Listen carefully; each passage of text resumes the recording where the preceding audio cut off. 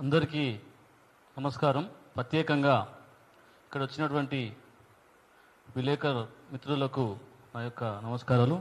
వేదికపై అలంకరించినటువంటి ముద్రాజ్ మహాసభ నాయకులు, అదేవిధంగా మత్స్యకార సంఘం చీఫ్ ప్రమోటర్లకు కూడా నా పేరు మన్యం రాజు. నేను మేడ్చల్ ఫిషరీస్ కోఆపరేటివ్ చైర్మన్. నేను ఈరోజు ఎజెండా ఏంటంటే మాది మత్స్యకారులది. మాకు 12 జిల్లాలు మాత్రమే గతంలో ప్రెస్ మీట్లో కూడా మేము వివరించినాము. 12 జిల్లాలకు మాత్రమే మాకు ఎన్నికలు నిర్వహించడం జరిగింది.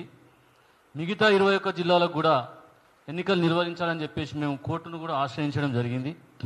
కోర్టుకు వెళ్ళిన తర్వాత కూడా డబల్ కంటెంప్ట్ కూడా వేయడం జరిగింది. ఆ డబల్ కంటెంప్ట్ను కూడా కోఆపరేటివ్ వాళ్ళు దాని పక్కన పడేయడం జరిగింది. అదేవిధంగా 1050 ప్రాథమిక సొసైటీలకు కూడా ఎన్నికలు జరగాలి, అవి కూడా పక్కన పెట్టేసారు. అధికారులు కోర్టు ఆదేశాల మేరకు 3 నెలల్లో ఎన్నికలు జరపాలని చెప్పేసి అప్పుడు హైకోర్టు ఆర్డర్ ఇవ్వడం జరిగింది. దాని ఓటర్ లిస్ట్ తయారు చేసి పంపాలని చెప్పేసి కూడా ఆ రోజు చెప్పడం జరిగింది. అధికారులు దాన్ని కూడా పక్కదోవ పట్టించారు. ఈ చైర్మన్లు వస్తే మాకు అడ్డుగా ఉంటుందని చెప్పేసి కూడా కొంతమంది, అందరు ఆఫీసర్లు కాదు, కొంతమంది అధికారులు దాన్ని పక్కదోవ పట్టించారు. కాబట్టే ఇలా 21 జిల్లాల ఎలక్షన్లు ఆగిపోయినాయని చెప్పేసి కూడా నేను ఈ సందర్భంగా తెలియజేస్తున్నాను. ముఖ్యంగా జూన్ జూలైలో పడే వర్షాలు ఇప్పుడు ఏప్రిల్ మేలోనే వర్షాలు స్టార్ట్ కావడం జరిగింది.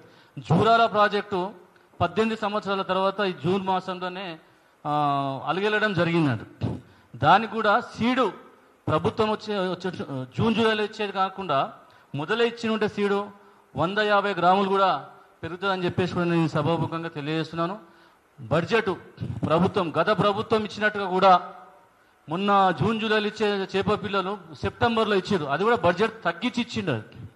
కాబట్టి ఇప్పుడు అన్న ప్రభుత్వాన్ని రిక్వెస్ట్ చేస్తున్నట్టు మేమైతే డిమాండ్ చేస్తున్నాము.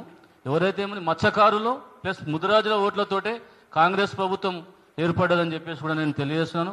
ఖచ్చితంగా దీని మీద మాకు న్యాయం జరగకపోతే మేము రాష్ట్ర వ్యాప్తంగా కూడా మేము పోరాటానికి కూడా సిద్ధమవుతామని చెప్పేసి కూడా మేము సభాముఖంగా తెలియజేస్తున్నాము. ఇన్ టైంలో ఇస్తే రైతులకు 70,000 కోట్లు ఇచ్చినాము, 20,000 కోట్లు ఇచ్చినాము. మేము కూడా రైతులమే కదా, మరి మాకు కూడా చేపలకు ఇస్తే కూడా బాగుంటుందని చెప్పేసి కూడా నేను తెలియజేస్తున్నాను. లేకుంటే మేము మత్స్యశాఖ ముట్టడి చేస్తాము, సెక్రటరియట్ ముట్టడి చేస్తాము.